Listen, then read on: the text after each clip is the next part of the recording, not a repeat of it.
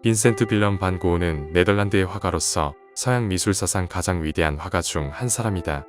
그는 자신의 작품 전부를 정신질환을 앓고 자살하기 전에 단지 10년 동안에 만들었다. 그는 살아있는 동안 성공을 거두지 못하고 사후에 인정받았다. 특히 1901년 3월 17일 파리에서 71점의 그림을 전시한 이후 명성을 얻었다. 반 고흐를 흔히 탈인상주의 화가로 분류하며 또한 인상파, 야수파, 초기 추상화, 표현주의에 미친 영향이 지대하며 20세기 예술의 여러 다른 분야에 영감을 주었다. 암스테르담에 있는 반 고흐 미술관은 반 고흐의 작품과 그 동시대 작품을 전시한다. 네덜란드의 오테를로 크를러밀러 박물관도 상당히 많은 빈센트 반 고흐의 그림을 소장했다. 반 고흐 그림들은 세상에서 가장 비싼 그림들이다. 1987년 3월 30일에 반 고흐의 그림 아이리스가 뉴욕의 소더비즈에서 5,390만 미국 달러라는 기록으로 팔렸다. 1990년 5월 15일에 그의 가시에 박사의 초상이 크리스티즈에서 8,250만 달러의 일본의 다이쇼 아제지 명예회장 사이토 료에이에게 팔림에 따라 새로운 최고가 기록을 세웠다. 당시 사이토가 지불한 8,250만 달러는 낙찰가 7,500만 달러의 경매가 구전 10%가 가산된 금액이다. 이후 가시 박사의 초상은 미국의 수집가에게 4,400만 달러에 다시 팔렸다. 빈센트 빌럼 반 고흐는 1853년 3월 30일 네덜란드 노르트 브라반트주 진더르트에서 태어났다. 아버지 테오도로스 반 고흐는 네덜란드 개혁교회의 목사였으며 어머니는 아나 코르넬리아 반 고흐 카르벤티스였다. 빈센트 빌럼이라는 이름은 1년 전 사선되어 죽은 형의 이름이기도 했다. 빈센트라는 이름은 레이던 대학교에서 신학을 전공한 미술상이었던 그의 할아버지 빈센트가 지어준 것인데 반 고흐 가문에서 흔한 이름이었다. 빈센트의 어머니는 헤이그의 부유한 가정 출신이었고 아버지는 목사의 막내 아들이었다. 둘은 빈센트의 이모 코넬리아가 테오도로스의 형 빈센트와 결혼했을 때부터 교제를 시작했다. 빈센트의 부모는 1851년 5월에 결혼했고 곧이어 진더르트로 이사했다. 남동생 테오도리스 테오는 1857년 5월 1일에 태어났다. 그 외에 형제자매로는 코르넬리스, 빈센트 코르, 엘리사벳 휘베르타 리스, 아나 코르넬리아, 빌렘이나 야코바 빌이 있다. 그들의 사이는 그렇게 좋은 게 아니어서 빈센트는 오직 빌렘이나 테오도리스하고만 연락을 주고받았다. 빈센트의 어머니는 신앙심이 깊은 여성으로 주변에 항상 가족의 중요성을 강조했다. 아버지는 목사였기 때문에 적은 봉급을 받았지만 아버지가 부임한 교회에서 가족에게 집, 하녀, 요리사 2명, 정원사, 마차, 말을 제공했다. 빈센트는 진지하고 생각이 깊은 아이였다고 전해진다. 집에서 어머니와 가정교사에게 가정교육을 받았고 1860년에는 200명 정도의 아이들이 다니고 있던 로마 가톨릭교회 성격의 진더르트 마을 학교로 보내졌다. 하지만 부모의 권유로 입학했던 기숙사 학교에 적응하지 못해서 1861년부터 새로운 학교에 입학하기까지 3년 동안 그의 여동생 안나와 함께 가정교사로부터 교육을 받았다. 1864년에는 집에서 32km 떨어진 개신교 교사가 운영하는 제벤베르원의 기숙학교에 입학했는데 빈센트는 거기서 가족에게 버림받았다고 느껴서 집으로 돌려보내달라고 떼를 썼다. 그러나 1866년에 학교를 졸업하고 나서도 집에서 멀리 떨어진 틸비르흐의 중학교로 보내졌다. 미술에 대한 관심은 어린 나이에 시작되었다. 어렸을 때 어머니는 빈센트에게 그림을 그리라 권유했는데 초기 그림들은 후대의 그림에 미치지는 못하지만 표현력이 풍부하다는 평가를 받는다. 빈센트가 틸비르흐의 빌럼 2세 국립중학교에 입학한 것도 파리에서 성공을 거둔 예술가였던 콘스탄트 코르넬리스 하위스만스가 교사로 있기 때문이었다. 하위스만스는 기술적 완성도보다 그리고자 하는 대상이 주는 인상을 포착하는 것의 중요성을 강조했다. 그러나 1868년 3월 빈센트는 학교를 자퇴하고 집으로 돌아온다. 빈센트는 후에 자신의 학창시절이 엄숙하고 차갑고 무균적이었다고 회고했다. 중간 시절 구필 화랑 1869년 7월 빈센트의 큰아버지 센트는 헤이그의 구필 화랑에 빈센트를 위한 자리를 구해준다. 빈센트는 화랑에서 미술 교육을 받은 뒤 1873년에는 런던 사우샘프턴가에 있는 구필 화랑 런던 지점으로 옮긴다. 빈센트의 제수인 조반 고흐 본거는 이 순간이 빈센트 생애 최고의 순간이었다고 말한다. 빈센트는 20살의 아버지보다 더 많은 돈을 벌고 있을 정도로 일에서 성취감을 느꼈다. 빈센트는 하숙하던 집주인의 딸인 외제니 로이어에게 푹 빠졌지만 외제니 로이어는 이미 전에 하숙하던 사람과 비밀리에 약혼했던 탓에 빈센트의 고백을 거절했다. 이후 빈센트는 자신을 가두고 종교에 심취하기 시작했다. 이후 아버지와 큰아버지는 1875년에 파리로 전근을 주선했고 빈센트는 거기에서 미술상들이 미술품을 지나치게 상품화한다며 분개하였다. 결국 1년 후에 해고되었다. 1876년 4월 빈센트는 영국으로 돌아가 램스게이트의 작은 기숙학교에서 무급교사로 근무한다. 학교가 미들섹스의 아이즈롯으로 이사했을 때 빈센트도 함께 갔다. 그러나 빈센트는 거기서도 잘 적응하지 못한다. 이후 런던의 선교단체에서 직업을 찾다가 감리의 소속 목사인 토머스 슬레이드 존스의 조수가 된다. 빈센트는 토머스 슬레이드 존스 목사와 함께 궁핍한 사람들을 돕고 설교도 몇 차례 진행한다. 그러나 빈센트는 거기서도 적응하지 못하고 그의 크리스마스에 집으로 돌아온다. 집에서는 큰아버지 센트의 주선으로 도르드레우트의 서점에 일자리를 얻었다. 그는 그 자리에 만족하지 못했고 낙서를 하거나 성경의 구절을 영어, 프랑스어, 독일어로 번역하는데 시간을 보냈다. 그는 기독교에 몰두했고 채식을 하며 검소한 식사를 하는 등 점점 더 경건한 삶을 추구하여 마치 수도승과 같은 삶을 살았다. 선교사의 길 1877년 아버지를 따라 목회자의 길을 걷고자 하는 빈센트의 열정에 부응하여 가족들은 암스테르담에서 존경받는 신학자인 이모부 요한네스 스트리커에게 보낸다. 거기서 빈센트는 암스테르담 대학교의 신학 입학 시험을 이모부의 지도 아래 준비했는데 시험에 실패하고 1878년 7월에 이모부의 집을 떠났다. 이후 그는 브뤼셀 근교 라켄에 있는 개신교 선교학교에서 3개월 과정에 등록한다. 비록 전도사 시험에는 합격하지 못했지만 벨기에의 탄광지대인 보리나주로 파견된다. 1879년 1월 빈센트는 벨기에 보리나주에 있는 가난한 광산촌 뿌띠와스메스에서 평신도 선교사직을 맡았다. 가난한 신도들에게 다가가기 위해 빵집에서 구한 하숙집을 노숙자에게 내어주고 작은 오두막으로 이사를 가서 집을 침대 삼아 잠을 잤다. 그러나 빈센트를 파견한 선교단체에서 보낸 시찰단은 빈센트가 생활하는 모습을 보고 그가 성직자의 존엄성을 훼손시킨다며 해고한다. 빈센트는 중재를 부탁하고자 브뤼셀까지 75km를 걸어 아는 목사를 찾아간다. 이후 목사의 중재로 보리나주에 있는 키엠으로 돌아와 무급으로 선교를 다시 시작한다. 그러나 빈센트는 에텐에 있는 집으로 돌아오라는 부모의 압력에 굴복하고 1880년 3월에 돌아온다. 가족은 빈센트의 정신상태를 걱정하여 아버지는 빈센트에게 헤일에 있는 정신병원에 들어가는 것이 어떻겠느냐고 조언한다. 그러나 빈센트는 1880년 8월에 키엠으로 돌아가 광부와 함께 10월까지 머물렀다. 빈센트는 이제 성직보다도 미술에 더 깊은 관심을 가지기 시작했다. 그는 주변 사람들과 장면에 관심을 갖게 되었고 본격적으로 미술을 시작하자는 남동생 테오의 제안에 따라 이를 그림으로 기록하게 되었다. 화가의 길, 마음을 다잡다. 1880년 말에 그는 네덜란드 예술가 빌럼 로엘로프스의 문화생으로 들어가는 게 어떻겠냐는 테오의 권유에 따라 브뤼셀에 간다. 빈센트는 어느 학교에 소속되어 미술을 배우는 것을 싫어했고 혼자 그림을 그리는 것을 더 좋아했다. 그러나 결국 테오에게 설득되어 1880년 11월 브뤼셀 왕립미술 아카데미에 입학한다. 빈센트는 거기서 해부학, 소묘, 원근법을 배웠다.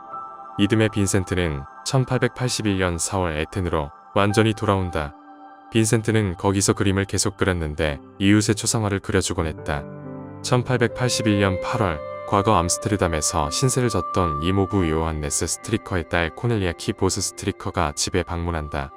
코넬리아는 빈센트보다 7살 연상으로 8살짜리 아들이 있었는데 얼마 전 남편을 잃어 미망인이 된 상황이었다. 빈센트는 코넬리아를 격하게 환영하고 산책을 나간다. 그리고 마침내 빈센트는 코넬리아에게 사랑을 고백하고 청혼했는데 코넬리아는 아니, 안 돼, 절대라며 거절한다. 코넬리아는 곧 암스테르담으로 돌아갔고 빈센트는 그림을 판매하기 위해 헤이그를 방문한다. 거기서 외사촌인 안톤 마우베를 만난다. 마우베는 빈센트가 갈망했던 성공한 예술가였다. 마우베는 빈센트를 자신의 집에 몇 달 동안 초대하고 목탄과 파스텔화를 지도해준다. 1881년 11월 말에는 이모부 요한네스 스트리커에게 다시 편지를 쓰고 암스테르담으로 떠났다. 빈센트는 자신이 쓴 편지에 대해 남동생 테오에게 일종의 공격이라고 말했다. 결국 코넬리아는 그를 만나려 하지 않았고 이모부 부부는 빈센트의 집요함이 역겹다고 적었다. 절망에 빠진 그는 램프에 불에 왼손을 집어넣고 내가 불꽃 속에서 내 손을 유지할 수 있는 동안만이라도 만나게 해달라 한다. 이모부는 빈센트에게 경제력이 없다는 것을 지적하며 코넬리아의 선택을 존중해달라 한다. 빈센트는 헤이그로 돌아와 마우베에게 수채화를 배우고 다음 달 크리스마스에 집으로 돌아간다. 그러나 교회에 가지 않겠다며 아버지와 다툰 끝에 다시 헤이그로 떠났다. 1882년 1월부터는 유화를 배운 데다 마우베에게 돈을 빌려 화실을 세운다. 그러나 한 달도 되지 않은 채 둘 사이에 불화가 생긴다. 빈센트는 돈이 부족해 거리에서 사람들을 즉석으로 불러 그림을 그려야 한다고 말했는데 마우베는 석고상을 모델 삼고자 하였다. 빈센트는 6월에 인질 발작을 일으켜 병원에서 3주를 보냈다. 얼마 지나지 않아 테오에게서 빌린 돈으로 첫 유화를 그렸다. 빈센트는 자신의 유화 작품을 상당히 만족스러워했다. 마우베는 1882년 3월부터 빈센트의 편지에 더 이상 답장을 보내지 않았다. 그가 차갑게 돌아선 것은 빈센트가 알코올 중독자인 매춘부 클라시나 마리아 시엔 호르니크라는 여인과 동거 중이라는 사실을 알게 된 후였다. 빈센트는 1882년 1월 말 5살짜리 딸을 가진 데다 임신 중이었던 시엔과 교제를 시작한다. 시엔에게는 이전에도 2명의 아이를 더 출산한 적이 있었지만 빈센트는 이 사실을 알지 못했다. 같은 해 7월 2일에는 남자아이를 낳아 이름을 빌럼으로 지었다. 빈센트의 아버지는 이 사실을 알게 되고 빈센트에게 이들을 떠나보내라고 설득한다. 빈센트는 처음에는 반항하고 시엔과 아이들을 위해 도시 밖에 집을 얻어줄까 생각했지만 1883년에 그냥 이들을 떠난다. 시엔은 딸을 어머니에게 맡기고 아들은 남동생에게 맡긴다. 빌럼은 12살 때 어머니와 함께 로테르담에 방문하여 삼촌이 시엔에게 결혼을 해야 빌럼을 합법화할 수 있다고 설득하던 모습을 기억한다. 빌럼은 빈센트가 자신의 아버지였다고 믿었지만 둘이 만난 시기를 고려할 때 빌럼의 생부가 빈센트가 될 수는 없었다. 시엔은 1904년 스엘더강에 빠져 죽었다. 1883년 9월에 네덜란드 북부의 드렌터주로 이사했다가 외로움을 이기지 못하고 12월에 노르트 브라반트주 뉘넌에 있는 부모님에게 합류한다. 뉘넌과 안트베르펜 시기. 빈센트는 뉘넌에서 그림에만 몰두한다. 집 밖에서 소재를 찾고 짧은 시간 안에 작품을 완성했다. 직조공과 시골집에 대한 일련의 작품들이 이 시기에 완성되었다. 싱얼 아런에서 2020년 3월에 도난당한 봄 뉘넌의 목사관 정원도 이때 작품이다. 1884년 8월부터 이웃에 살던 10살 연상의 마르호트 베흐만이 빈센트에게 빠져 구애한 끝에 둘은 결혼을 추진했지만 양가 어디도 결혼에 찬성하지 않았다. 마고는 독극물인 스트리크닌을 먹어 음독 자살을 기도했지만 빈센트가 급히 근처 병원으로 데려간 끝에 살아남았다. 이 시기의 수채화 여러 점과 유화 200점도 남겼다. 이 시기의 그림은 주로 음침한 흑빛, 특히 어두운 갈색으로 구성되어 있다. 1885년 3월 26일에 심근경색으로 빈센트의 아버지가 사망한다. 아버지의 사망 이후에는 정물화를 여러 점 남겼다. 또한 이즈음 파리의 딜러로부터 연락을 받기도 했다. 테오는 빈센트에게 전시할 준비가 된 그림이 있는지 물었는데 5월에 감자 먹는 사람들과 몇 년간 작업한 농민 그림 여러 점을 보냈다. 그러나 판매가 잘 되지 않아 빈센트는 테오에게 좀 더 영업을 잘 해보라고 이야기하고 테오는 빈센트의 그림이 다른 인상주의 작품들처럼 박지 못하고 너무 어두침침하다며 맞받아쳤다. 8월에 헤이그에 있는 상인 루르스의 가게 창문에 전시된 것이 그의 첫 번째 작품 전시회였다. 9월에는 빈센트의 작품에 모델로 참여한 마을 농가 소녀 중 한 명이 혼외 임신을 하는데 빈센트가 용의자로 지목되었다. 마을의 전임 성직자는 주민들에게 더 이상 빈센트의 그림에 모델로 참여하는 것을 금지했다. 결국 빈센트는 겨울 11월에는 안트베르펜으로 이사간다. 거기서 회화용품점 위에 집을 빌려 생활한다. 생활비는 아주 빠듯해서 회화용품을 좀 구입하고 빵, 커피, 담배를 사는 것 외에는 돈을 쓰지 않았다. 1886년 2월에 테오에게 보낸 편지에서 지난 7개월 동안 따뜻한 식사는 6번 정도 한 게 전부라고 말했을 정도였다. 이 즈음 이가 흔들리며 아파오기 시작했다. 빈센트는 자신의 작품이 침침하고 인기가 없다는 테오의 말을 기억하고 안트베르펜에서 미술관에 가 페테르 파울 루벤스의 그림을 감상하는 등 채색을 연구하기 시작한다. 그리고 그림의 카민, 코발트 블루, 파리스 그린 등 다채로운 색채를 사용하기 시작한다. 안트베르펜의 부둣가에서 일본에서 들어온 우키요의 목판화를 구입하며 운명적인 만남을 가진다. 이 즈음 빈센트는 다시 복음을 하기 시작한다. 1886년 3월의 과로, 부실한 식사, 과한 흡연으로 인해 병원에 입원했는데 거기서 매독도 치료한 것으로 추정된다. 빈센트는 안트베르펜의 왕립미술 아카데미에서 고등부 입학 시험을 본 뒤 1886년 1월에 회화와 드로잉 부문에 입학하고 18일부터 석고상 드로잉 수업과 회화 수업에 참석한다. 그러나 빈센트의 파격적인 화풍과 정규 교육에 대한 반골 성향으로 인해 곧 학교 원장이자 회화 교수인 샤를 베를라와 마찰을 빚는다. 얼마 지나지 않아 드로잉 교수 프란츠 빙크와도 갈등이 생겼다. 빈센트는 마침내 외젠 시베르트 교수의 석고상 드로잉 수업에 참석하는데 거기서마저 윤곽선을 제대로 그려야 한다는 시베르트의 지도를 따르지 않아 갈등을 빚는다. 밀로의 비너스를 그리는 수업 시간에 고흐가 플랑드르 농부의 벌거벗은 상체를 그리는 모습을 본 시베르트는 크레용으로 고흐의 캔버스를 힘주어 수정하다가 종이를 찢어버린다. 그러나 고흐는 격렬한 분노를 터뜨리며 시베르트를 향해 당신은 젊은 여성이 어떤 모습인지 모르는 게 분명하군. 젠장 여자란 자고로 허리, 엉덩이, 아이를 낳을 수 있는 골반을 가지고 있어야 한다는 말씀이야. 라고 소리쳤다. 이후 빈센트는 수업에 더 이상 참석하지 않고 파리로 떠난다. 그로부터 한 달쯤 지난 3월 31일 교수진은 고흐를 포함한 17명의 학생들을 유급시킨다. 시베르트가 고흐를 추방시켰다는 이야기는 낭설이다. 파리 시기 1886년 3월 빈센트는 아카데미를 떠나 파리로 이사한다. 파리에서는 몽마르트르에 있는 동생 테오의 아파트에서 함께 살며 페르난 코르몽의 화실에서 4월부터 5월까지 공부한다. 빈센트는 거기서 오스트레일리아 출신의 화가 존 러셀을 만난다. 그 외에도 폴 세잔의 그림을 전시하곤 하던 줄리앙 탕귀의 미술용품점에서 에밀 베르나르, 루이 앙크탱, 앙리드 툴루즈로트레크를 만나 친분을 쌓는다. 줄리앙 탕귀의 가게에서는 같은 해에 조르주 쉐라와 폴 시냐크의 전묘화와 신인상주의 작품이 전시되었다. 테오는 인상주의 화가들의 작품을 계속 수집했지만 빈센트는 이런 새로운 종류의 화풍을 인정하기까지 시간이 좀 걸렸다. 빈센트와 테오는 6월에 르빅 54번지에 더 큰 아파트를 얻어 거기로 이사한다. 빈센트는 파리에 살면서 친구와 지인들의 초상화, 정물화, 여러 풍경화를 그렸다. 안트베르펜에서 시작된 우키오의 목판화에 대한 관심은 점점 깊어져 수백 점의 목판화를 수집해 파리의 작업실 벽을 장식하기도 했다. 게이사이 에이센이 그린 오일한 그림의 모작을 그리기도 했다. 1886년 말 테오는 빈센트와 함께 사는 것이 거의 견딜 수 없는 것이라 말할 정도로 갈등을 겪다가 1887년 초에 화해한다.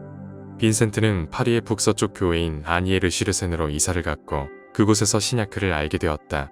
빈센트가 전묘법을 채택한 것도 이 즈음의 일이었다. 들라리바렌 미술관에서 아돌프 몽티셀리의 초상화를 본 후로부터는 더 밝은 색채와 대담한 붓질을 사용하기 시작했다. 이러한 변화는 1888년 그린 생트마리 해변의 고깃배 그림에서 잘 드러난다. 빈센트와 테오는 몽티셀리의 그림을 수집하기도 했다.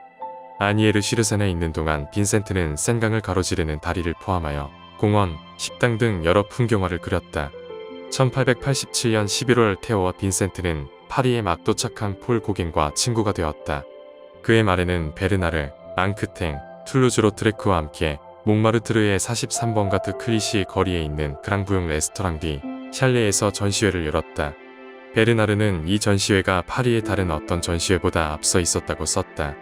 베르나르와 앙크탱은 여기서 처음으로 그림을 판매했고 빈센트는 폴 고겐과 작품을 교환했다.